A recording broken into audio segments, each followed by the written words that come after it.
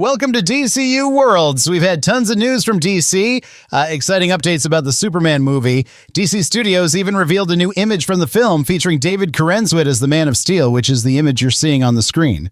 We'll discuss this image because it sparked some controversies on social media. Additionally, The Hollywood Reporter released news that Warner Bros. Discovery will announce a new preview of the film during the Puppy Bowl. James Gunn will also be present at the event to deliver some special messages to the audience, and maybe they'll unveil a new trailer for Superman. We also had important updates from Andy Muschietti regarding the DCU Batman. He talked during a podcast interview about many interesting things concerning the brave and the bold and Matt Reeves' Batman. We'll discuss this rumor about the Supergirl movie from a fan account of David Corenswit, which claims that Superman will supposedly appear in the Supergirl film starring Millie Alcock. This rumor came out just a few days ago, but I want to comment on it because I have some thoughts on why it's important to have Superman in this film. On top of all that, actor Josh Brolin, who was almost cast as Hal Jordan in the DCU, posted an image of Darkseid on his Instagram story. Many fans began theorizing about the possibility of him portraying another character in the DCU, since playing Darkseid might seem a bit cheesy since he portrayed the great villain Thanos in the Marvel Universe. Well, we'll discuss all of this in today's video, but before we start, don't forget to click the like button, comment below, and subscribe for more content like this. Also, follow us on our other social media platforms, Instagram and Threads. I'll keep you updated on this universe that we love so much. Now, without further ado, let's get into the video. First off, let's talk about this news regarding the Superman movie, which states that Warner will unveil a preview of the Superman film at Puppy Bowl on February 9th. Of course, James Gunn will be at the event with his dog Ozu to showcase a preview of the film and maybe some special images or messages for the audience, so we can imagine that James Gunn might do something involving crypto. However, we're not sure if it will be direct material from the movie or a scene from it, or if they'll do something with crypto mixed with Puppy Bowl's theme. Either way, it's pretty clear what strategy they want to use at this event, since it's right before Super Bowl Sunday and has a large audience along with animal lovers who will tune in.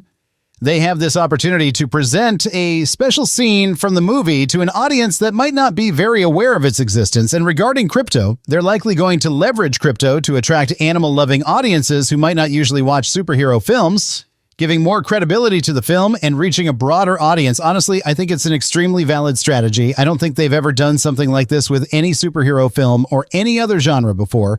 So I see it as a very different approach that could end up being quite successful. Now, it's not very clear from this information if there will be anything else during Super Bowl. Perhaps they will first do this event at Puppy Bowl before releasing any Superman trailer during Super Bowl. Remember that DC has used Super Bowl to promote their projects. Recently, we saw the Flash movie's trailer being well received. Many people commented positively about it, even though some complained about CGI. Nonetheless, it managed to hype up some audiences for it. So it would be great if they showed something during Super Bowl, even if it's just a short scene showing Superman with crypto, that would already be enough to get people excited. Now, let's remember that this year, Superman's movie is quite competitive because there are speculations that Marvel will also use this opportunity to unveil the official first trailer for Fantastic Four. These are just rumors, though, but there remains doubt about whether it would be a good time to promote Superman's film at Super Bowl, directly competing with Fantastic Four. If there isn't heavy promotion during Super Bowl and only Crypto's event happens at Puppy Bowl, I think it won't be too bad either. Maybe they knew Marvel would reveal Fantastic Four's trailer at Super Bowl and thus found an alternative by promoting at Puppy Bowl, since it's an event leading up to Super Bowl and could catch public attention depending on what they reveal there. What I mean is I don't see this strategy as wrong. Not having a big new trailer for Superman at Super Bowl doesn't seem bad at all. In fact, they might surprise us by showing just scenes with crypto. Remember that this is something planned, not just something they decided on a whim. So we'll have to wait and see what they really do at the event. Now let's comment on this image of Superman that they released on the internet, because there were some people who complained about the film's photography. The image isn't anything special, it just shows Superman's face, but even so, some people said it's kind of blurry with this blue filter and low lighting.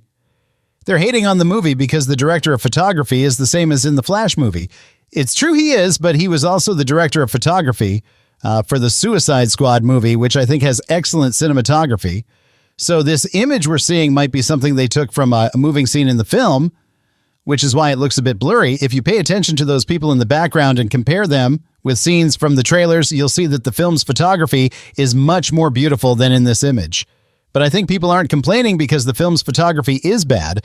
Rather, it's because it's different. It's a very different style from other films we're used to. What I mean is that this film needs to be different, so I think it's good to have this type of cinematography. This is a scene they filmed during the day on set, and we saw that the sun was quite strong that day, so I really doubt that this is the lighting of the final version of this image or the film. And there's another thing that people were complaining about, which is regarding Superman's costume, because he has a much darker blue than what we saw in those behind-the-scenes photos when they leaked.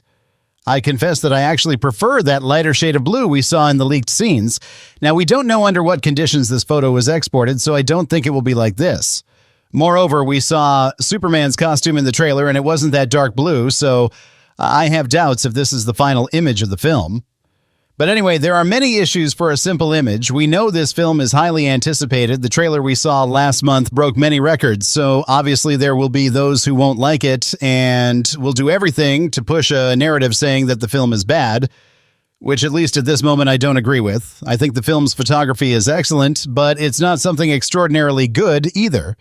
However, what we saw in the trailer isn't necessarily the final version of the film, so a lot can still change before its release. All right, now let's talk about Batman from the DCU, because a few days ago, director Andy Muschietti spoke about Batman from the DCU. He mentioned that he hasn't talked to James Gunn since filming for Superman began. He also said that Robert Pattinson will not be Batman in the DCU, stating that there is a Batman that everyone knows is the Batman that belongs in the new universe. The Batman of Matt Reeves is obviously not from the new universe. He also mentioned that due to delays with the Batman, DC Studios is taking measures to ensure that The Brave and the Bold isn't delayed as well. Additionally, he said he's in talks with James Gunn about the tone of the film and that there are good intentions from the studio to want him to direct it. So here we're seeing that work on this film is really happening, but because of the Batman's delay, this film is also being postponed. After all, Andy Muschietti himself mentioned on a podcast that it would be absurd to release both Batman films in the same year. Honestly, it would be a huge mistake because both films are from the same studio and can't compete against each other. Therefore, I think there's a great possibility this movie will take much longer. Perhaps we'll see it in 2028 or 2029. Well, during the Golden Globe red carpet event, Matt Reeves said that the villain in Batman's second movie will surprise us. Look at what he said in an interview. How tough has it been to figure out your main villain? There have been a lot of rumors lately. I've even heard Freeze as a potential villain. I can't answer anything that you're But by now you've determined who the bad guy is. Yes, of course, or we'd really be in trouble. Is it going to be surprising to the audience? I hope so. Yeah, I think so. I think that the story is a continuation in a certain way and completely different in another, and is going to show different sides of Rob. I mean, I think it's going to be really exciting. It's going to be really cool. Do you pay attention to the rumors out there? Because there are new rumors every single day. I mean, you just kind of look at them casually and go like, oh, is that what they think now? Oh, interesting. Okay, but it's, you just got to put your head down and do what you do and try and do it as best you can. And thoughts? Well, as we know, there were rumors that the villain of the second movie would be Mr. Freeze. There were also other rumors saying that the villains would be the Court of Owls. Because of this more realistic style of the Batman, it would make much more sense for them to bring in the Court of Owls. However, as we saw, Matt Reeves hasn't finished the script yet due to his personal issues. But I think the villain in the second film will be more like the Riddler from the first one. Maybe it will be Hush. Remembering that Penguin will return for the second film, so we already have a confirmed Batman villain. I think if the villain really is Hush, we could see almost the same things from the first film, or better, like him manipulating the villains, doing everything to destroy Batman's life like in the comics. Now let's talk about the Supergirl movie, because the information we have is that filming is scheduled to start today in the UK. But what I really wanted to discuss first is this rumor that David Corenswet was seen in London days before filming for Supergirl began. I think it's very important for Superman to appear in this film because it will get audiences excited about Supergirl's movie if Superman's film is good, of course. But it's important for Superman to be present because it will help people understand that these films are part of the same universe and are connected and so on.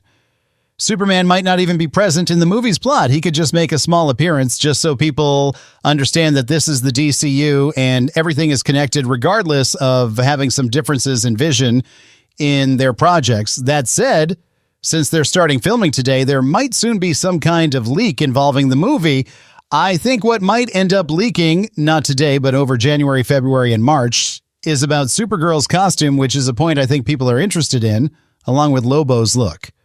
However, I find it very difficult for anything about Lobo to leak because probably his scenes in the movie will be filmed on set, so there'll be more closed scenes.